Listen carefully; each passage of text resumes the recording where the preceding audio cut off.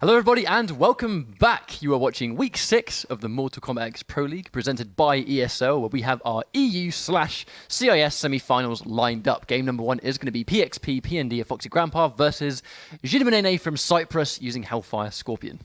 I mean, we've seen these guys play before a couple of times. Quite a few times by now. Like we said before, quite recently in the Challenger Cups themselves. This was our grand finals, I believe, unless I'm wrong there. But I'm pretty certain it was our grand finals. We had Jinamounainai versus F0xyGrampa.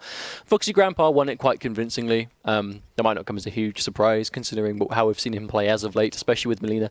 Definitely kind of has made the community rethink this character really as a whole. For sure. I want to have a quick look at today's bracket as well to see how the matches have gone so far up until this point. But Melina being a character that was considered, especially for the majority of the game's life before now, quite a weak and lacking character. She received a few changes here and there. It doesn't sound like anything too significant, like a 6-frame down 1, or a little bit of recovery taken off her side tosses and stuff like that, which initially seemed like helpful things, but not like game-changing. But as it turns out, yes, these changes have made all the difference. And then it took someone like F0xyGrampa to really, and also I cannot forget Use for Glue. The two of these guys really sat down with Piercing. I know obviously Back 1-2 received a little change as well. So they kind of looked at what happened with this character after a couple of changes, sat down with Melina and were just like, let's lab this out. What is this character capable of doing now? And lo and behold, what we see is just that, and that's how dominant she is. Well, that's kind of like the tale of I guess, new Piercing. Melina, obviously, we cannot deny props to, Yomi Saltface, for example, who has such a strong Melina across Ravenous and Ethereal, plays all 3 variations, but he's one of those character specialists that really plays the board. But when it comes to Foxy using Piercing, I mean, it really did come from the fact that Used for Glue was kind of the guy that discovered the new style of Piercing, I think we'll call it. We'll call it the new style of Piercing. Used for Glue kind of clocked on with what the character could potentially do. Kind of said that to Foxy, and then, yeah, as you just said, I mean, they kind of developed that character together, and then with the new buffs that came out, I believe, during the times of the enhanced online beta, those changes that were kind of in there so people could experiment with them, and it's kind of just turned into the Melina that we can see today. Yeah, and what a tear she's been going on. I mean, yeah. Let's not forget F0xyGrampa has won Hype Spotting, Vianality, the Mortal Kombat Cup, but Kombat Cup was with Kung Lao, but now we've got recent majors, Vianality, Hype Spotting, two big scale European major events. That was, I believe, Vianality was kind of like his debut really with this character at a tournament, because with the new netcode he's been playing anyone and everyone he can and doing terrifically well against absolutely everyone he plays. But that was really where the community sort of decided, okay, what is Foxy's Melina going to be like in a serious setting? Because it's one thing winning a bunch of sets online, and another thing entirely taking it to a tournament and doing these damage guys with are playing already. Okay, here we go. Game number 1. Foxy has bagged the first hit bonus, and taking that away from Scorpion, kind of denying some of the safety, I believe, from some of the... Well, the breaker just means his teleports aren't as much of a threat if he hasn't got one, but he has already built one due to the damage he's taken. Even on meter right now, though, so I doubt either of them are going to spend it. They're going to save that for a breaker for sure. I mean, right now, the characters are kind of just talking trash to each other non-stop. F0xyGrampa forced to break first, but Jinamounainai is a bit down on life. Oh, that's death. Opting to save the... spending the bar then. He's confident he can still win the round. I mean, he definitely could. He gets one hit, and that's going to be a good sequence. Oh, he got tagged. Foxy... Oh, no, and we talk all the time about Jinamounainai just handing himself to Foxy. There was no reason to go for that meter burn teleport, but he is going to do it. I mean, on hit, yes, that would have won the round, but there were other ways to try and secure that hit besides the unsafe teleport. But that's the danger. If you're gonna, it's one thing showing your opponent. Oh, that's gonna hurt. It's one thing entirely showing your opponent that you're not going to be conditioned and you're going to do what you want, so they have to respect that. But another thing entirely, just making mistakes and doing things you shouldn't be doing. That's going to be a restand now. Jinamounainai likes to challenge that. Is Foxy going to get the back one? No, that is a level of adaptation. And normally Jinamounainai he did struggle to get around that back one after the restand. He would always challenge it. Oh, nice. Big damage. So he's not going to go for the standing 4. Oh, that's why, because we see him go for the conversion. Nice. That was smart. That was really smart. Nice 35%. There's some chip damage here. Is that going to be death? No, Mia's roll! Is that going to be the round? That's going to be restand into back 1-2. Throw back one. Throw back 1-2. And the 50-50, the block damage. We knew he was going to do it. We knew. Oh. All because of a meterless roll. An amazing sequence as well. And it just went pear-shaped right at the end. That would be like if Jinamounainai started something off of one of those meter burn teleports. Because mark my words, if Foxy did that roll and it was blocked, we would have said the exact same thing about him in that situation. Would have been like, why did he do that?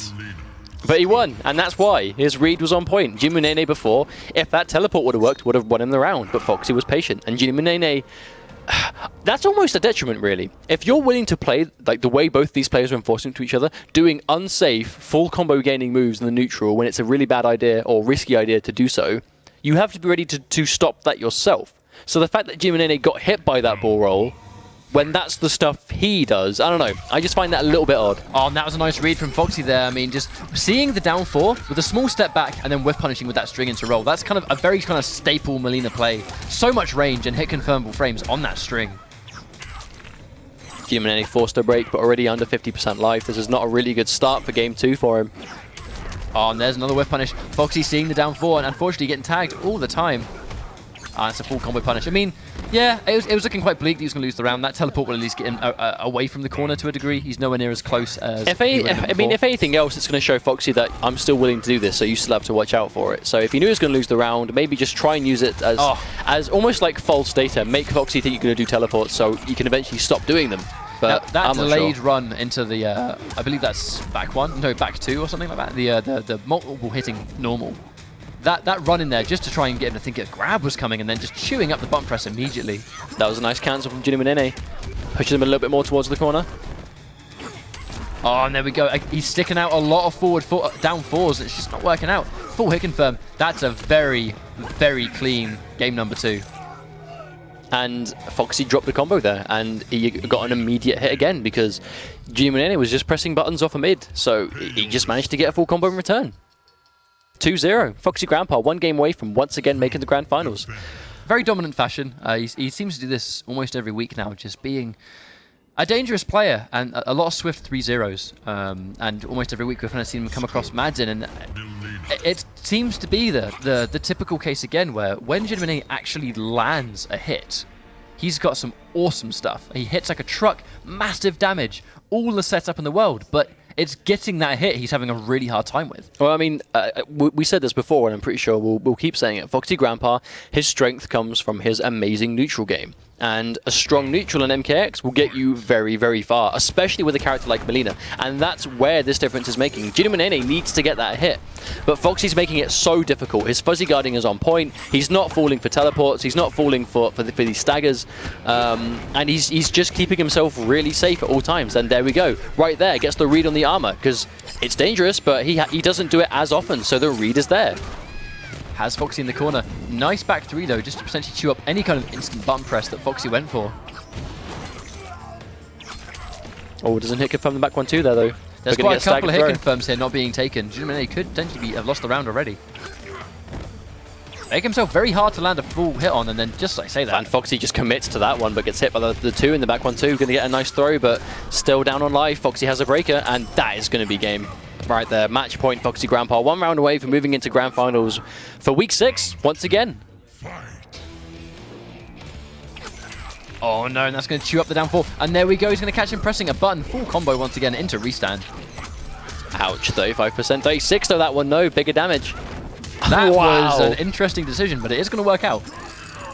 F0xy's just going to run straight into the boot, but use the breaker. Jinamounainai cannot let him build as much bar as he is. Commits to the roll again. Jinamounainai needs to slow it down. Get ready for the rolls and punish them accordingly, but it's looking pretty dangerous. He can't. That's a trade he cannot take. Oh, that's almost going to be game over. Yep. Oh no, gets the teleport. Gets away with it. No confirm. I understand that time if he just let that jump rock, he would have got anti-air for sure. Misses the back 3, and there's the anti-cross up. Jinamounainai is out. 3-0. F0xyGrampa going to move into grand finals once again, where he will play against the winner of Madsen and Sacrod, which we will have in just a few minutes.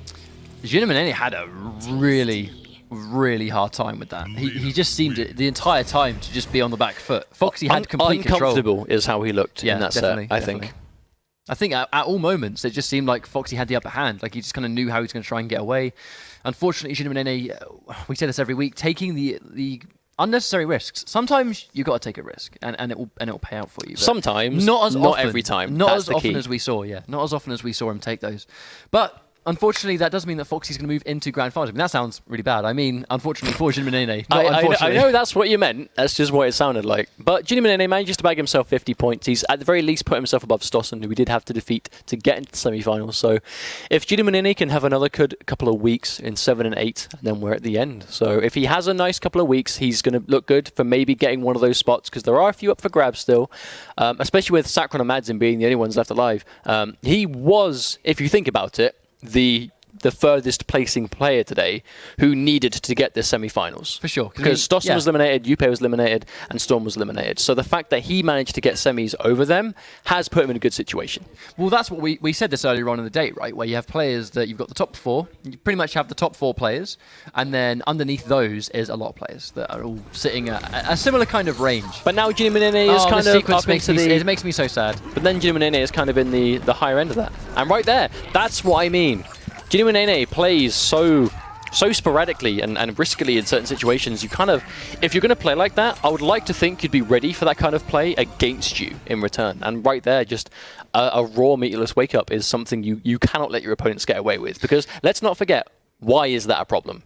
Why should you not be able to get away with raw meatless wake-ups? Because, I mean, it's if you time your meaty right, they have no armor. There's no invincibility. They have no invincibility. They have no armor. There's nothing that can stop them from defending. So, I mean, even if it is something as fast as Sub-Zero Slide, Reptile Dash, Melina Bull Roll, you can still challenge that. You can time a normal to hit it, and your normal will win. That's how it works. If they haven't got bar, they can't wake up unless you horrendously mistime it.